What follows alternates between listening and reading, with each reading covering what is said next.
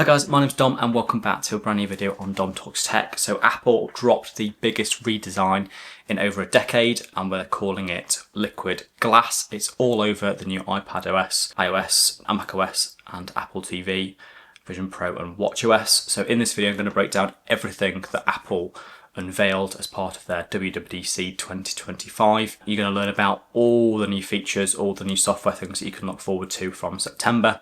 So stick with me and without further ado, let's get started.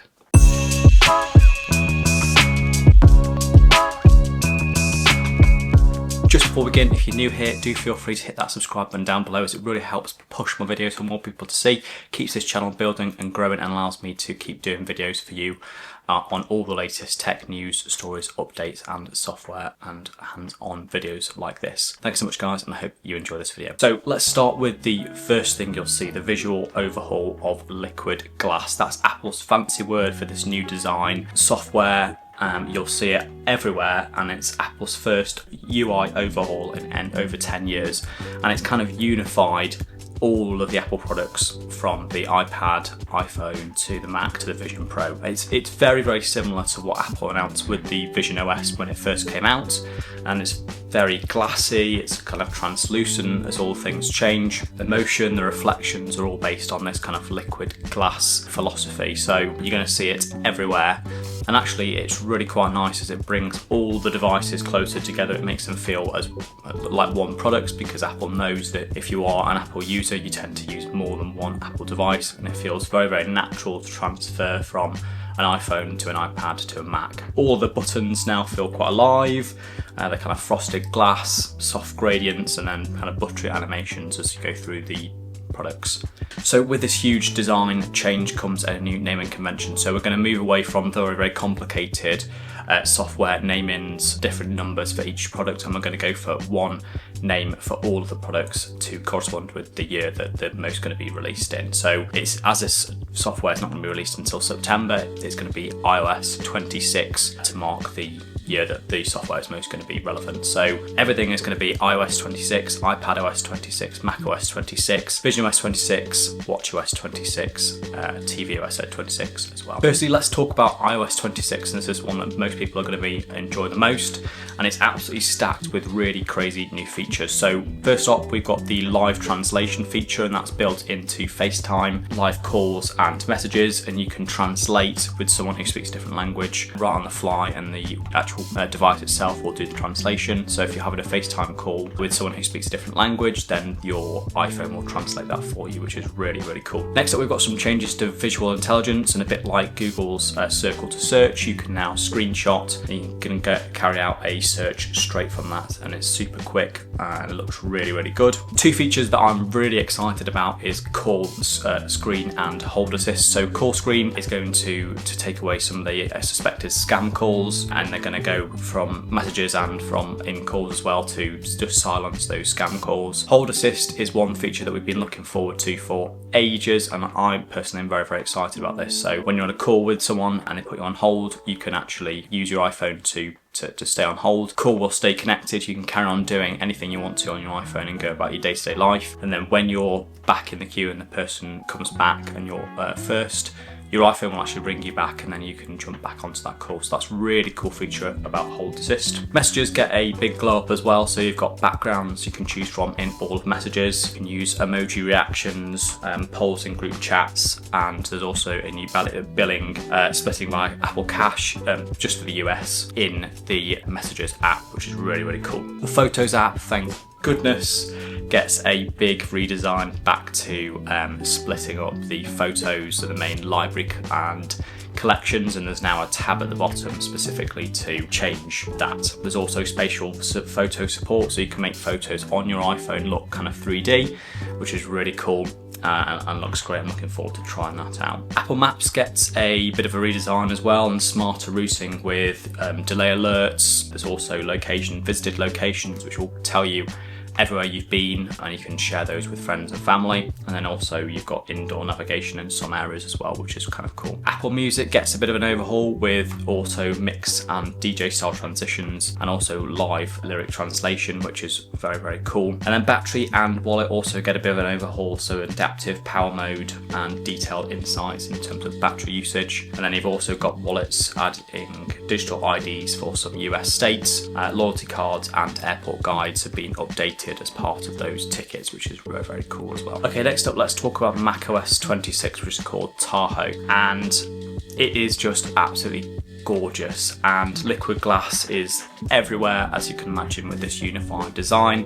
The menu bar is now translucent, which gives you more real estate space at the top of the screen. There's some new colourful tinted icons and that liquid glass dynamic control center as well. But Apple's also moving away from the launchpad as well, and we're going to get the app library, a bit like on iPhone and iPad as well, which is going to be, again, unify the design more thoroughly. Spotlight is getting a huge redesign, and you can do pretty much everything from Spotlight search. So if you're a power user, you use shortcuts, you can instigate those from the Spotlight search function. You can find files, you can also get access to your clipboard, so things that you've copied and pasted throughout the day you can actually access through Spotlight, which is really, really cool. The journal and phone apps now run natively on Mac, which is really cool.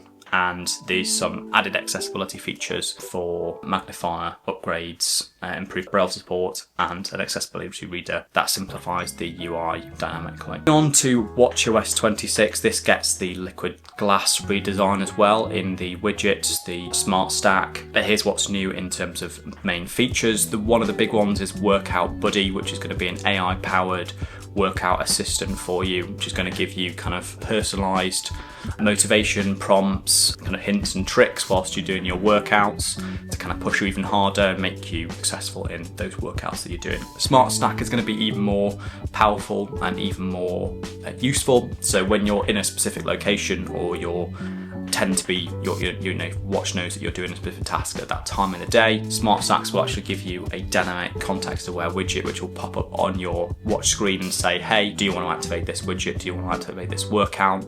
And it will actually allow you to do that straight from the Smart Stack on the watch, which is a very, very cool feature. There's also a couple of new faces, there's some better complication controls, and there's also a funky new gesture which allows you to twist your watch away to dismiss a notification. I think I'll be using that all the time to get rid of notifications that you don't want to see on your watch. There's some incredible new features to visionOS 26.2, and it brings all new spatial widgets, which is my absolute favourite feature of this redesigned software. I absolutely love it. So you can actually put widgets and place them in real time in your home, and your Vision Pro will remember exactly where you place those widgets. There's things like a ChatGPT widget, a clock widget, your calendar, music widget, and you can place these all around your home in specific locations. The Vision Pro will remember where they are, and then you can get access to those widgets at all time and launch the full app, which is very, very cool, or start music playing and from that widget. I absolutely love this. I think this looks brilliant, and it's a great addition to the Vision Pro. There's also some shared experiences, so when you're watching something, you can actually watch it with someone else who also has Vision Pro, and you can co-work and co-play and do the same thing with that as well, which is great. I think this is going to be really useful if you're using the Vision Pro in an enterprise scenario to work on a project together. There's also going to be some enhanced personas, which I've seen online and look absolutely fantastic. They look really, really realistic. There's better facial structure, better facial features and emotions that are shown through the persona. This is going to be great for FaceTime calls and make it more realistic when you're talking to colleagues, friends or family on the Vision Pro. There's also some new support for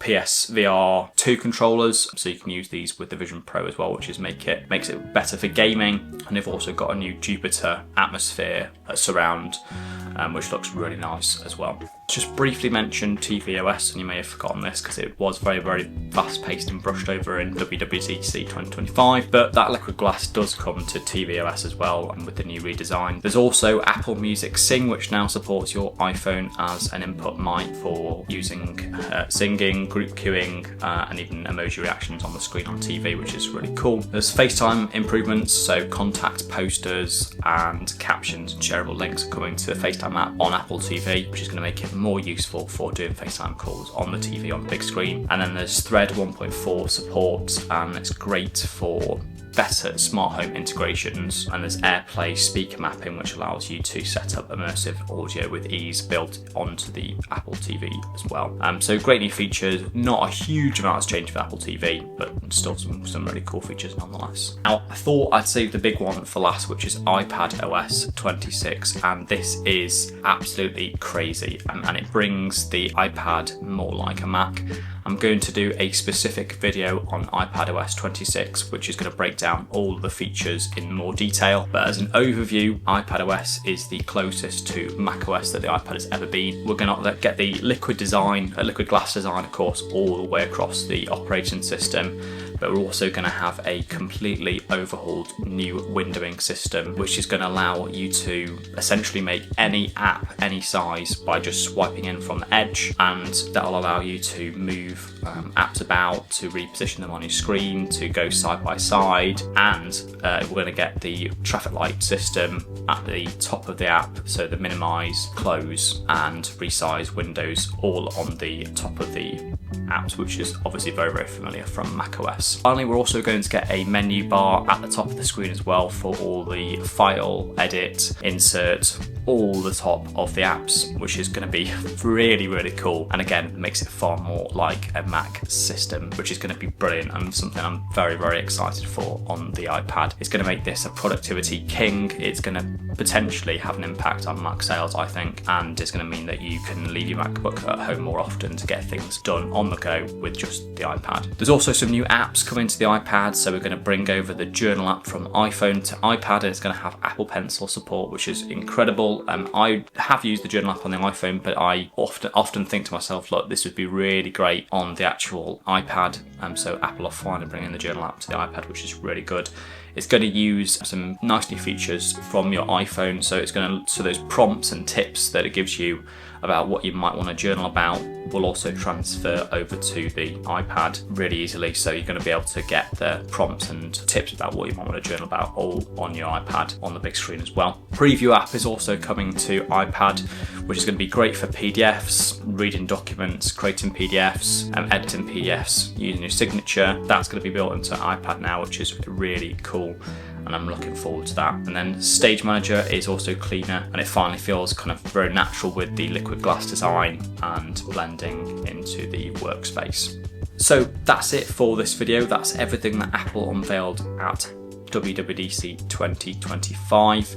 It's one of Apple's biggest WWDC events in recent years, with a huge new liquid glass redesign, the iPad windowing system with the menu bar at the top. We've got spatial everything and some new AI features done Apple's way. So let me know down in the comments, what are your thoughts on Apple's new redesign, that liquid glass? Do you like it? Do you hate it? Do you think there's going to be potentially some readability issues? What are you most excited for? If you enjoyed this video, please do feel free to give it a like. It helps boost my video and push it for more people to see, and allows me to keep making videos just like this one. If you're new here, make sure you do hit that subscribe button, and we're going to push on for some more subscribers, as it just can keep this video and this channel moving and growing forwards. Thank you so much. Check out my latest videos on my channel. We've got more coming up on iOS. I've mentioned that iPadOS 26 specific video, but stay tuned for that in the coming weeks and months. Thanks for watching. My name's Dom, and this is DomTalksTech.